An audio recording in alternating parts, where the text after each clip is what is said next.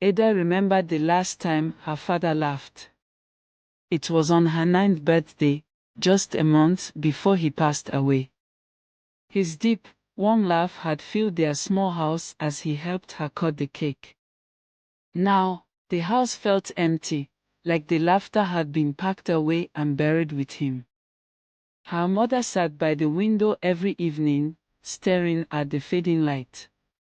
She rarely spoke, her hands always busy sewing clothes for neighbors to make ends meet.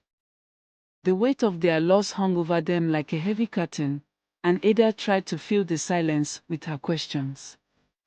"Mama, will we be okay?" she asked one night, her voice soft. Her mother's hands paused.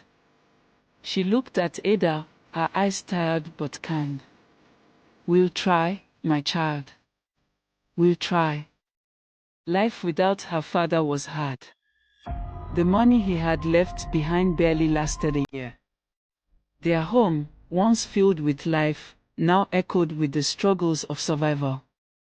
Ada helped her mother as much as she could, but the little girl's hands couldn't lighten the burden her mother carried. One afternoon, Ada overheard her mother speaking to a neighbor.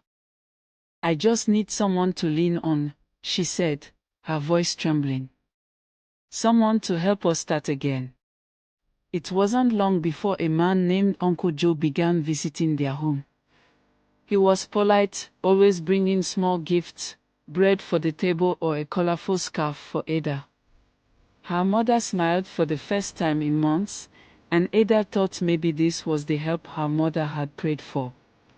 Uncle Joe soon became a constant presence in their lives. He was charming and full of promises. "You'll never have to worry again," he told Ada's mother one evening, placing his hand over hers. "I'll take care of you both." Ada's mother believed him. Within a few months, they were married, and Uncle Joe moved into their home. At first, it felt like a fresh start. Ada's mother laughed more, and the house began to feel warm again. But Ada noticed things her mother didn't. Uncle Joe's eyes were cold when her mother wasn't looking. His voice, which was soft and kind around others, became sharp and commanding when they were alone. And then, late one night, Ada's world shifted. Ada had been asleep when she heard the sound of heavy footsteps outside her door. She opened her eyes, her heart racing.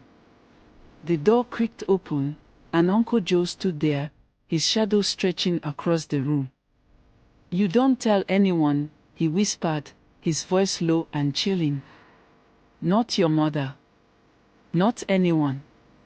Ada wanted to scream, but her voice wouldn't come. She squeezed her eyes shut and prayed, hoping that when she opened them again, it would all be a bad dream. But it wasn't. The days that followed were a blur of silence and fear. Ada tried to tell her mother, but each time, the words stuck in her throat. Her mother was happy again, laughing and singing as she walked. How could Ada ruin that? So, she stayed quiet.